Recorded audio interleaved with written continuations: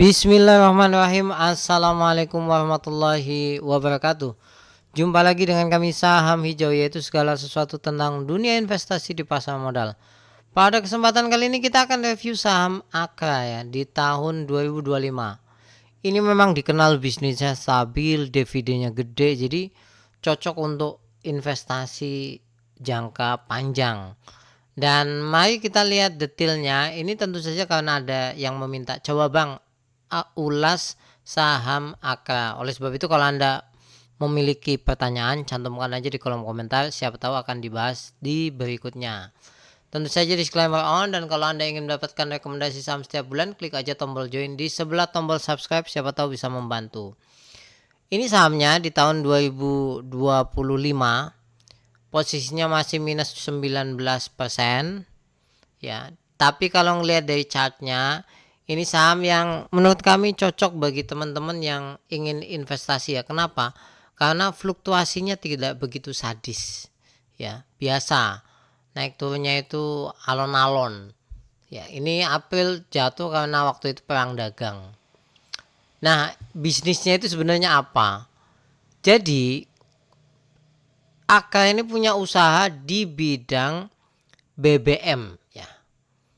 Tapi bukan produsen ya. Kalau ngelihat profilnya ini itu bukan produsen ya. Jadi apa yang menjadi kelebihan daripada Aka itu? Pertama, dia punya terminal utama, yaitu tank terminal ya. Jadi bahan bakar di sini nih. Baik di Kalimantan Selatan, kemudian Jakarta, Surabaya. Dan total kapasitas tanknya enggak gemen-gemen ini, 819.000 kiloliter. Kemudian ada 250 unit truk tangki BBM dan bahan kimia. Kemudian ada kapal, kemudian ada warehouse, kemudian ini yang menurut saya juga wow, dia punya 159 SPBU. Jadi seolah-olah kalau kita mau masuk saham ini ya punya pom bensin, udah gampangannya gitu.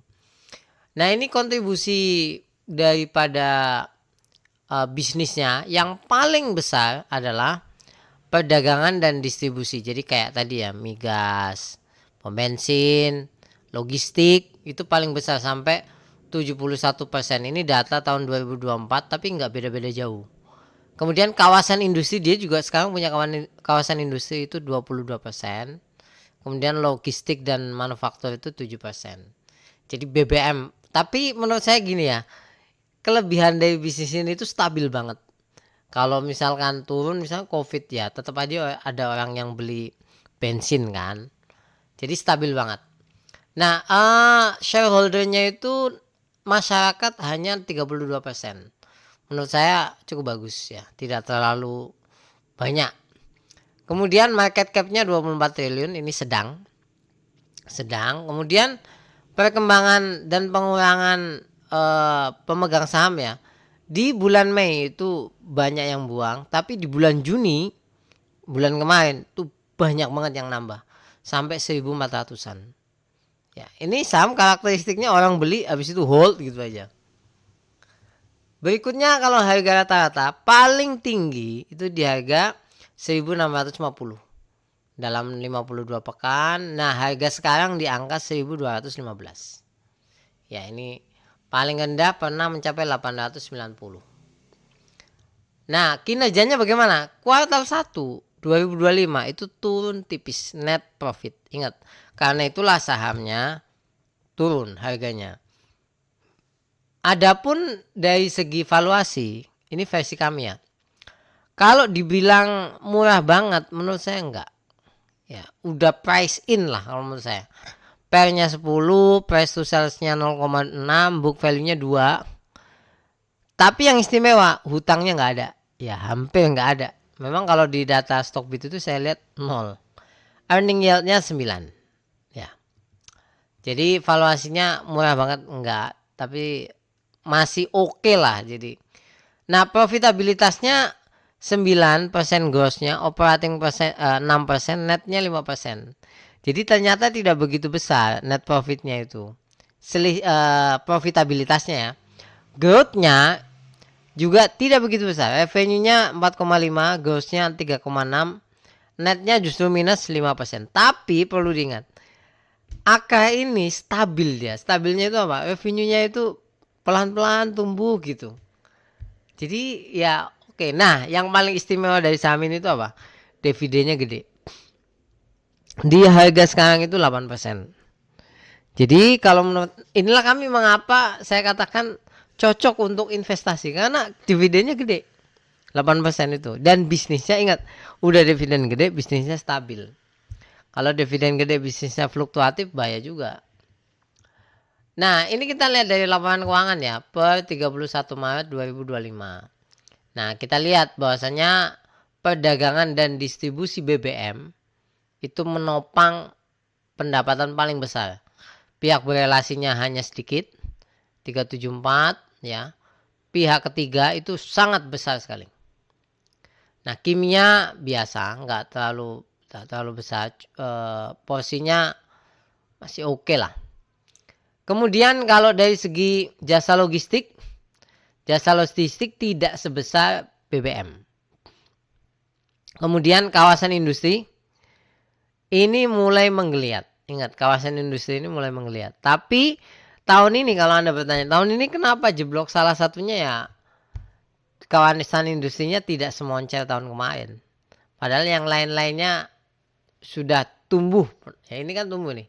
78, 74. Ini turun tipis ya. 17, 15. Jadi sebenarnya tumbuh ini. Nah, anjloknya di situ. Tapi ya, ini yang menurut saya istimewa. Saham ini diborong terus oleh manajemen. Ya, ini kan bulan April 2025. Bulan April Jimmy Tandio tambah porsi. Ya, pengendali dan manajemen rajin borong. Di saat 2025 diprediksi moderat. Jadi kan mereka orang internal ya. Kok borong itu kan berarti ada sesuatu yang positif. Nah, kalau kita lihat akumulasi distribusinya, kalau asing ini foreign ya. Di bulan Juni pertengahan sampai sekarang 14 Juli itu asing buang terus saham ini. Kalau menurut kami alasan kenapa buang itu kayaknya sudah tidak ada lagi momentum minyak meledak. Kayaknya kan udah lewat kemarin yang perang Iran Israel itu. Nah, domestik itu normal big accumulation karena banyak yang menjadikan saham ini sebagai tujuan investasi. Nah, kalau kita lihat ini chartnya memang sudah mulai diakumulasi. Ingat, sudah mulai diakumulasi. Nah, kemudian walaupun ya tekanan jualnya masih ada. Ingat, tekanan jualnya masih ada tapi sudah mulai diakumulasi. Nah, ini analis dari yang kami ambil dari Stockbit. Kalau target harga low ya terendah itu di angka 1310. Target yang moderat itu di angka 1579 dan optimisnya di angka 2000. Kalau menurut kami kalau kesini berat lah. Masih lama. Paling masuk akal di 1579 karena sudah pernah mencapai di tahun 2024 1 tahun year to date ya, itu sudah pernah mencapai di angka 1600. Oleh sebab itu kalau versi kami, kalau secara target harga paling rasional di angka 1380 dari saham ini ya. Adapun kalau tinggi bisa naik sampai 1600. Ingat, yang paling menarik dari saham ini adalah dividennya. Oleh sebab itu ini kesimpulan kami, kalau valuasinya dibilang murah enggak. Kinerjanya standar ya. Prospeknya masih oke, standar ya. Walaupun prospeknya tidak wow sekali tapi masih oke. Dividen besar, resiko di saham ini tidak begitu besar.